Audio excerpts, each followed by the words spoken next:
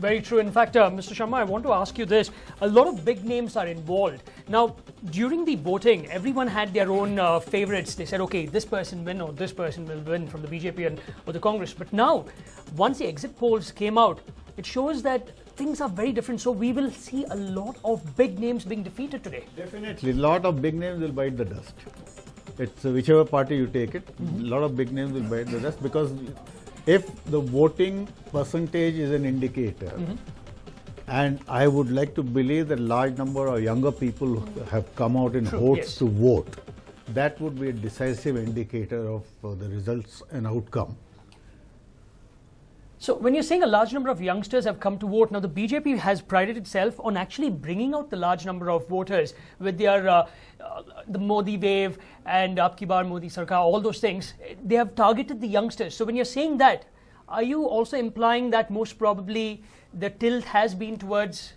I'll tell you what, I've attended several rallies, Modi's rally in Karnataka, and I can tell you one thing, the crowd was largely comprised youngsters. Okay. It was the elderly people also, but largely it comprised youngsters. And the enthusiasm and the response that Modi evoked was something that you had to see to believe. I'm not saying all of it would have translated into votes, but nevertheless, even a percentage of it, it definitely had an impact. Not only the youngsters. I was amused. I must tell you this, during the election, assembly election itself, Modi had come to speak in Baswangudi. I had a couple of about 7 to 8 elderly people are in the range of 70, 75. The minute Modi finished his speech, it was rather uncanny. In unison, they got up and they started raising slogans in favor of Modi. Right? I mean, that was something uncanny.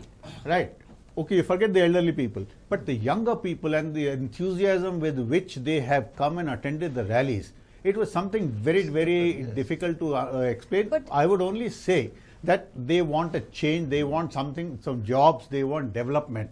Right? That is the agenda. But this is the urban areas we're talking about. When you're talking about the youngsters in urban areas who have the television, I'm not saying TVs are not prevalent, but who are more open to things, who have papers there. So, but don't forget one thing. See, I'm talking about Davangere, you're talking a couple of other places that the people have come. Okay, you can say the part of the crowd may have been brought. Okay, but nevertheless, the segment, portion of the crowd still were youngsters who were still looking for jobs. Remember, we have large number of people who are unemployed. Right. Also, okay, let's take a look at the big news coming in. We understand that counting has begun, early trends already coming in, and of course very early to say who will win, but in Mysore Kodagu it is Pratap Simha who is leading. So of course that will be very surprising if Pratap Simha does make it against the postal ballots. Absolutely, but we will have to of course wait. It's a little too early to state whether it is Pratap Simha or whether it will be A.H. Vishwanath. But also of course in Dakshina Kannada, Nalin Kumar Katil has also taken a lead very early. Of course these are only early trends. This is the counting of only postal ballots. After that, we will be looking at the EVMs being opened up. But also going along what Mr. Tyagaraj stated, do you think, Professor Datta, it's more of a Modi wave or an anti-Congress wave? You know, when I want to come back to the youth vote point. In 2008, when Obama was elected in US, right, youth was overwhelmingly campaigning for him, and that was the there was the newness associated with him. Race was a factor. All those issues mobilized youth disproportionately in favor of Democrats. Right? I don't think that has happened in India. How not?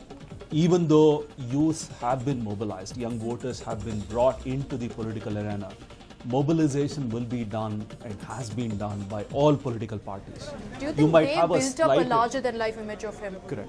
The media projection of Modi will have made some impact, but I don't think there is a disproportionate tilt towards BJP, either on account of Modi or on account of any disillusionment youth as a segment has. So, if Naveen Patnaik is strong in Orissa, or Jayalalitha is influential in Tamil Nadu, AIDMK or Naveen Patnaik BJD will have mobilized youth vote equally effectively. So you won't see a disproportionate tilt towards BJP. Mr. Murthy, do you think the youth have actually left the Congress to the BJP with all the Modi wave and the Ab Ki Baar Modi Sarkar? I don't think there is any Modi wave. It has been creation of the media. All right. As we let me complete. Yes, go ahead. And I agree that mobilization takes place in most of the political parties except in communist parties. So we give credit to that. And as Sharmaji mentioned that a few elderly people sat in the front row and started raising slogans. RSS has been doing ever since its inception. RSS is trained in the Let's not bring in another organization totally at all, because it's a and BJP we're talking about. The trained RSS people are there to raise slogans, and they try to invigorate the people to speak like that. That kind of rhetoric that has been going on. We have seen these games for a number of years now. And that is not going to translate to votes. And I myself have done it in mobilization of the youth. So today, if say unemployment is there, the unemployed person will be there in every political rally where you are giving money. So let us accept this fact that unemployment is a cause to most of these mobilizations, whether it is SP or BSP or me or you, somebody else. It happens. Basically, you're saying that the same youth will be there for the GDS, absolutely, for the rally, absolutely. for the rally, for the Congress This is my rally. experience. One exception this time around is the impact of social media. Okay. A large part of the youth have come on their own after their interaction in social media. The impact of social media, whether it's Mission 272 or Namo Brigade or Chai Pe Charcha, has been tremendous. You see any Twitter feed or any Facebook, you have huge number of BJP fans or even AAP fans who have come on their own, who have not been mobilized by the party. So that is something different that has happened this time around. But Congress has actually failed to use social media very They well. came in late by the time the wave had already started. Quickly, Mr. Right. Yeah. I do not agree with Mr. Prithvi, but I very much agree with Mr. Tyagaraj. As he said, the youths were there in all the places, and plus the social media, social network, whatever people say about it. And as Professor said, the youths were very much impressed, and he saw elderly people about 70 to 80 years also very much impressed by Modi's speech. Same way as the youths are impressed, they are the people who talk to the senior, they are the people who are converters of votes into a particular party.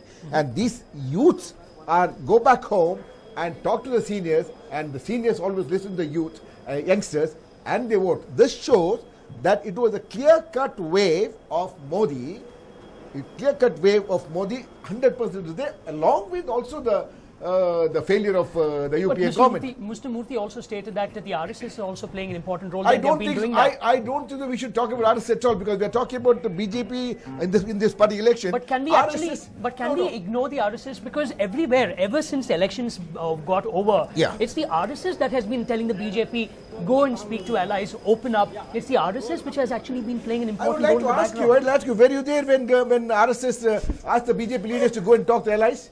Were you there? I don't think it's the guesswork. It's the guesswork of the public newspapers. They would have gone to take the blessing of the RSS senior persons. They would have gone to discuss with. Probably they would take advice. Yes, I know nothing. But bringing in RSS was everything. The RSS boys were there. No, it is not the RSS boys. If you say all the ITBT boys in Bangalore, all the youths, doctors, and all those people elsewhere, they're not. I mean, you can't say they are RSS. They are youths of this country, the future, the big wigs of this country. All right, come Mr. on, Sharma, have a all right, we'll take that. Yeah, I just put a rider to what I said earlier, because when I was talking about Modi and the elderly people, I was talking about during the assembly election. And mind you, BJP lost the election. So don't forget Doesn't that. necessarily translate so doesn't towards. relate This actually. is probably a shift. No. It's not the shift. This I call the top gear shift. No. I call it the top gear shift. No. But what I'm saying is, the spontaneity that one witnessed during the rallies which were conducted by Narendra Modi was totally different. I have attended rallies conducted by Sonia Gandhi and Rahul Gandhi here.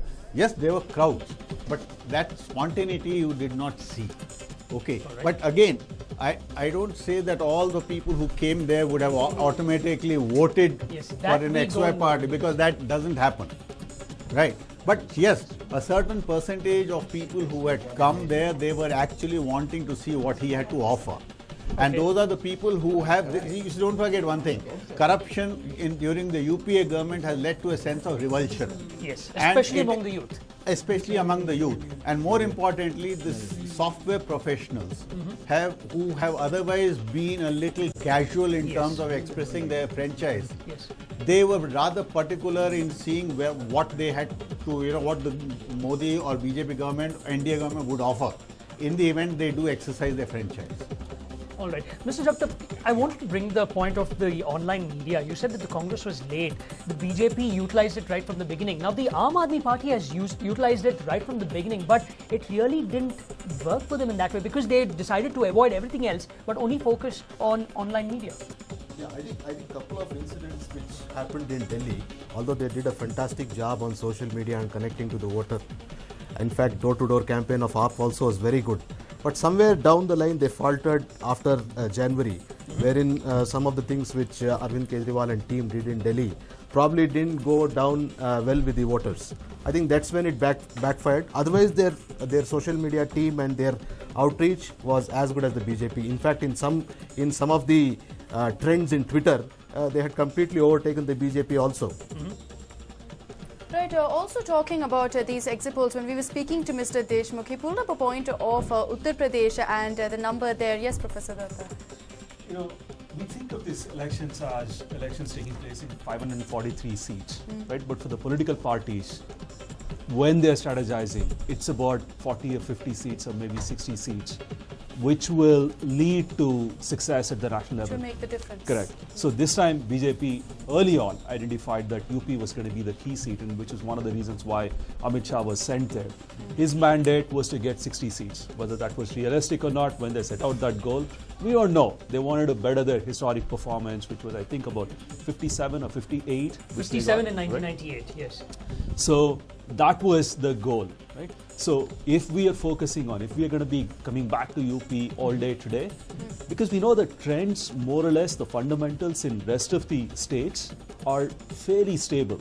You might, the results might shift one way or the other by about 15, 10%, 8%.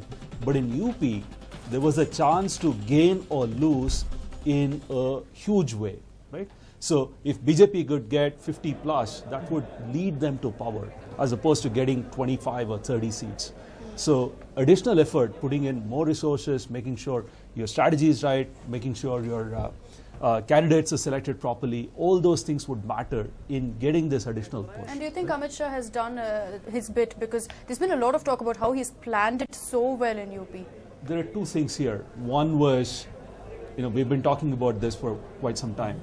Why was Modi projected as the prime ministerial candidate? It was not to bring the undecided voter into the BJP fold. It was basically to energize the BJP base, which meant regardless of the local factors, regardless of all the other infighting or issues which might hinder BJP, if you project one single factor as the overwhelming factor, then that would triumph over everything else. And Narendra Modi was supposed to be that. And you have to concede that he has succeeded in it, not only in UP but across the nation, but in energizing the base, in making sure people forget their differences and come back and vote for BJP, right? The potential sympathetic voter towards BJP. And to that extent, both Narendra Modi and Amit Shah seem to have delivered. We have to wait for another 5 or 6 hours to confirm that, but it looks like they've made a substantial difference to BJP's fortunes. Now, Professor Azadi, if the Congress had knit a relationship with the BSP, could that have changed things in UP? Could that have just at least given them something better? Yeah, I definitely think about that one, because given the fact that the basis of the Congress is literally has eroded over the past couple of years, particularly after 1991 onwards, particularly after the Ayodhya issue. Let me get back to the argument of Amit Shah, then let me get back to this argument. One is that the Amit Shah was deliberately sent to UP to make communal divide, absolutely to divide.